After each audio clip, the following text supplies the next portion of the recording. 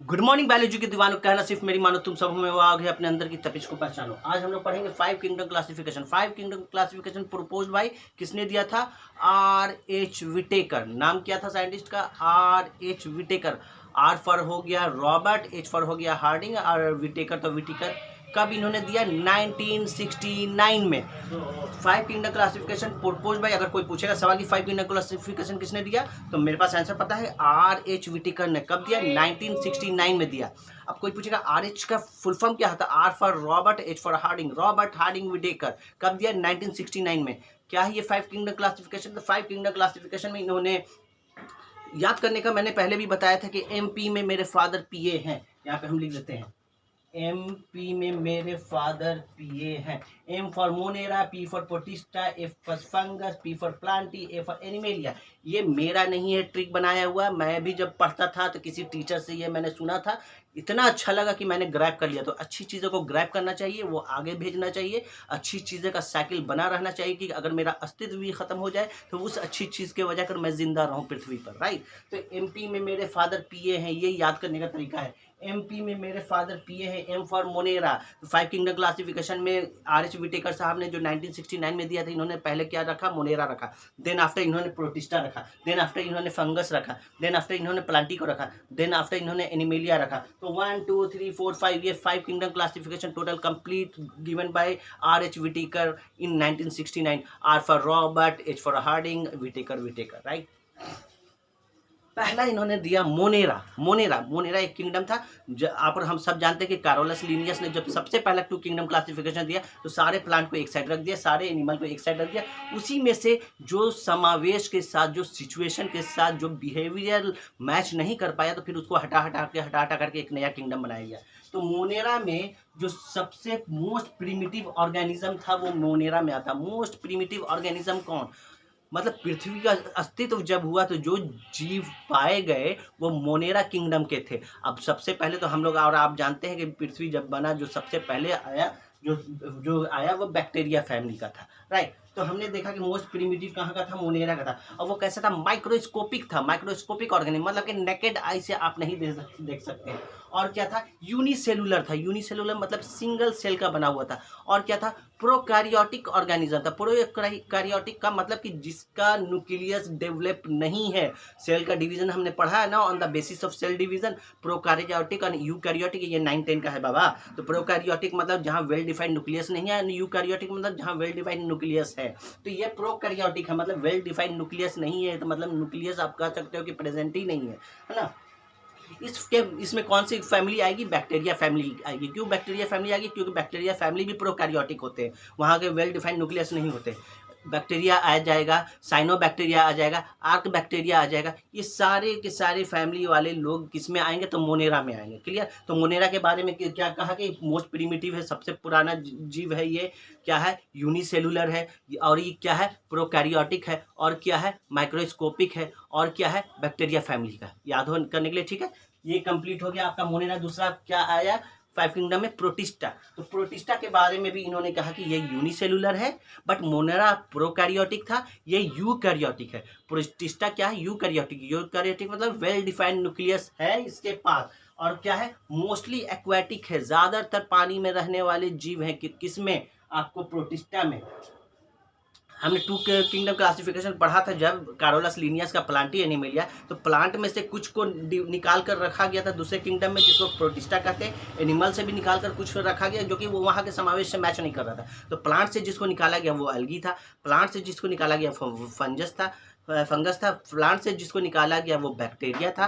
Plant से जिसको निकाला गया वो स्लाइम मोल्ड था। इसको निकालकर आपने कहाँ रखा? प्रोटिस्टा फैमिली में। तो प्रोटिस्टा फैमिली में एल्गी हो गया, फंगस हो गया। प्रोटोजोआ को प्लांट से नहीं, एनिमल से निकाल कर रखा गया था, इसलिए एनिमल किंगडम से ये आया था। तो प्रोटोजोआ भी हो गया, ठीक है। तो इस फैमिली में कौन आ जाएंगे? फंगस आ जाएंगे। इस फैमिली प्रोटिस्टा फैमिली में कौन आ जाएगा? फंगस आ जाएगा। प्रोटिस्टा फैमिली में कौन आ जाएगा? एल्गी आ जाएगा। प्रोटिस्टा फैमिली में कौन आ जाएगा? स्लाइम मोल्ड आ जाएगा। प्रोटिस्टा फैमिली में कौन आ जाएगा? क्लाइमेडोमोनास आ जाएगा। प्रोटिस्टा फैमिली में कौन आ जाएगा? आपको प्रोटोजोआ आ जाएगा। ये सारा प्रोटिस्टा फैमिली में आ जाएगा। प्रोटिस्टा के बारे में एक बार और जान लेते हैं। यूनिसेलुलर होता है, सिंगल सेल का बना होता है। यूकैरियोटिक होता है, वेल डिफाइंड न्यूक्लियस होता है, मोस्टली एक्वेटिक होता है, पानी में रहने वाला होता है। इसमें के फैमिली में फंगस है, एल्गी है, क्लाइमेडोमोनास है, प्रोटोजोआ है, एटसेट्रा है। क्लियर। तीसरा हम लोग पढ़ेंगे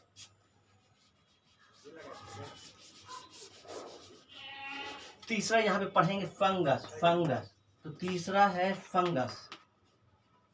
फंगस में कौन कौन आ जाएगा आपका? फंगस में ईस्ट आ जाएगा,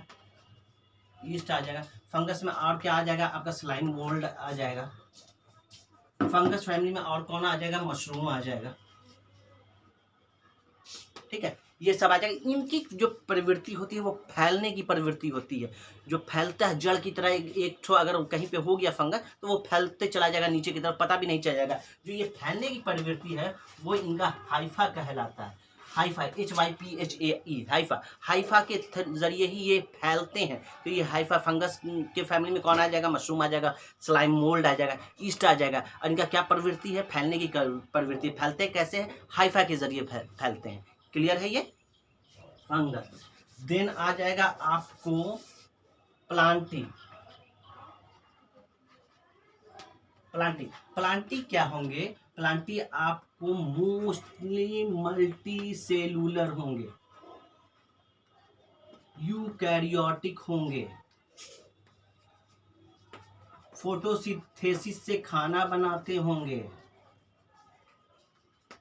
सेल वॉल प्रेजेंट होगा जो कि सेलुलोज का बना होगा। क्लियर। इतना चीज हम लोग बचपन से 9-10 से जान रहे हैं ना कि प्लांटी क्या होगा। प्लांटी में फोटोसिंथेसिस से खाना बनेगा। फोटोसिंथेसिस मतलब सूरज की रोशनी से। 1 मिनट।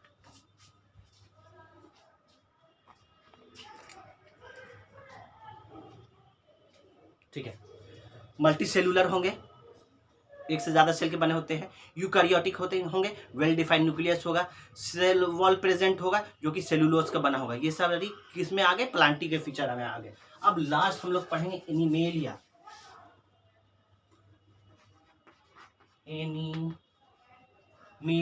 एनिमेलिया में भी आपको मल्टी सेलुलर, यूकैरियोटिक है, वेल डिफाइंड न्यूक्लियस, और क्या आ जाएगा इसमें? डिपेंडेंट होता है, हेटेरोट्रॉपिक होता है। ये हेटेरोट्रॉपिक मोड ऑफ न्यूट्रिशन करेगा। कुछ में बोन होंगे, कुछ में विदाउट बोन होंगे। बोन में ह्यूमन बीइंग का एग्जांपल आ जाएगा, बर्ड्स का एग्जांपल आ जाएगा, लिजर्ड्स का एग्जांपल आ जाएगा। विदाउट बोन में आपको क्या आ जाएगा? अर्थवॉर्म आ जाएगा, मॉस्किटो आ जाएगा, और क्या आ जाएगा? अर्थवॉर्म हो गया, मॉस्किटो हो गया, एंड कॉकरोच आ जाएगा। हाँ, तो एनिमेलिया में किसको रखा गया? मल्टी सेलुलर ऑर्गेनिज्म को रखा गया। एनिमेलिया में किसको रखा गया? यूकैरियोटिक सेल डिवीजन जहाँ के वेल डिफाइंड न्यूक्लियस उसको रखा गया। एनिमेलिया में किस तरह का मोड ऑफ न्यूट्रिशन था? तो हेटेरोटिपिक था, वो दूसरे पे डिपेंड करते थे अपने खाने के लिए। एनिमेलिया में कैसे थे? वर्टिब्रेट और नॉन वर्टिब्रेट थे, मतलब बोन वाले और बिना बोन वाले थे। बोन वाले में ह्यूमन बींग आ गया, बोन वाले में बर्ड्स आ गए, बोन वाले में लिजर्ड आ गया। इनवर्टिब्रेट मतलब नॉन बोन में, जहाँ बोन नहीं है, हड्डी नहीं है, उसमें कौन आ जाएगा? कॉकरोच आ जाएगा। उसमें कौन आ जाएगा? लीच आ जाएगा। उसमें कौन आ जाएगा? अर्थवॉर्म आ जाएगा। उसमें कौन आ जाएगा? आपको मॉस्किटो आ जाएगा। तो क्लियर है। तो 5 किंगडम क्लासिफिकेशन किसने दिया? RH व्हिटेकर ने दिया। कब दिया? 1969 में दिया। RH का फुल फॉर्म क्या होता है? रॉबर्ट क्या था? Robert Howard. Just minute. Robert हाँ, रॉबर्ट हार्डिंग पार्क से याद रखना। रॉबर्ट हार्डिंग पार्क पटना में एक जगह है जहाँ पे बस स्टैंड होता है, तो हार्डिंग से याद रखना। हार्डिंग। तो रॉबर्ट हार्डिंग व्हिटेकर ने 1969 में 5 किंगडम क्लासिफिकेशन दिया। इसमें उन्होंने क्या रखा? मोनेरा को रखा। इसमें इन्होंने क्या रखा? प्रोटिस्टा को रखा। इसमें इन्होंने क्या रखा? फंगस को रखा। इसमें इन्होंने क्या रखा? प्लांटी को रखा। इसमें इन्होंने एनिमेलिया को रखा। इसको याद करने का शॉर्टकट था, MP में मेरे फादर PA है। M for Monera, P for protista, A for fungus, P for Plantae, A for animalia. Clear. Monera में आप जान गए कि क्या है, प्रोटिस्टा में आप जान गए कि क्या है। मोनेरा क्या था? मोस्ट प्रिमिटिव था, बैक्टीरिया फैमिली वाले सारे इसमें थे, प्रोकैरियोटिक थे। प्रोटिस्टा यूकैरियोटिक था, यूनिसेलुलर था, और 2 किंगडम क्लासिफिकेशन था। उठाकर इसमें सारे को डाल दिया गया था, फंगस को, एल्गी को, स्लाइम मोल्ड को, क्लाइमेडोनास को, जो प्लांट से लाकर इसमें डाला गया था प्रोटिस्टा में, और एनिमल से प्रोटोजोआ को लाकर इसमें रखा गया था। तो ये सारे फैमिली इसमें पाए। फंगस में आपको क्या मिल गया, बेसिकली पैरासिटिक फैमिली मिल जाएंगे आपको, सिम्बायोटिक फैमिली मिल जाएगा फंगस में, और इसमें आपको ईस्ट मिल जाएगा, स्लाइम मोल्ड मिल जाएगा, मशरूम मिल जाएगा, ठीक है। ये फैलते हैं हाइफा के मदद में। प्लांटी में क्या है, ये मल्टी सेलुलर ऑर्गेनिज्म, खाना फोटोसिंथेसिस से बनाते हैं, सूरज की रोशनी से, प्रकाश संश्लेषण में, और यूकैरियोटिक होते हैं, वेल डिफाइंड न्यूक्लियस होता है, सेल वॉल प्रेजेंट होते हैं जो कि सेलुलोज का बना होता है। एनिमल भी मल्टी सेलुलर ऑर्गेनिज्म है, यूकैरियोटिक है, वेल डिफाइंड न्यूक्लियस है, मोड ऑफ न्यूट्रिशन इनका हेटरोटॉपिक है, दूसरे पे डिपेंड करते हैं। वर्टिब्रेट, इनवर्टिब्रेट है, वर्टिब्रेट में ह्यूमन बींग और भी बहुत सारे हैं, इनवर्टिब्रेट में आपको कॉकरोच हो गया, लीच हो गया, मॉस्किटो हो गया, ये बहुत सारे एग्जांपल हैं। तो होप कि समझ में आया होगा। तो समझ में आया, देखो कितना पसीना गिर रहा है, तुमको दिखाता हूँ मैं पसीना, तुमको दिखाता हूँ पसीना, देखो देखो पसीना गिरा ना, तो इतना पसीना है मेरे भाई, तो कम से कम टीचर की मेहनत को समझो, लाइक करो, सब्सक्राइब करो, शेयर करो। Thank you so much.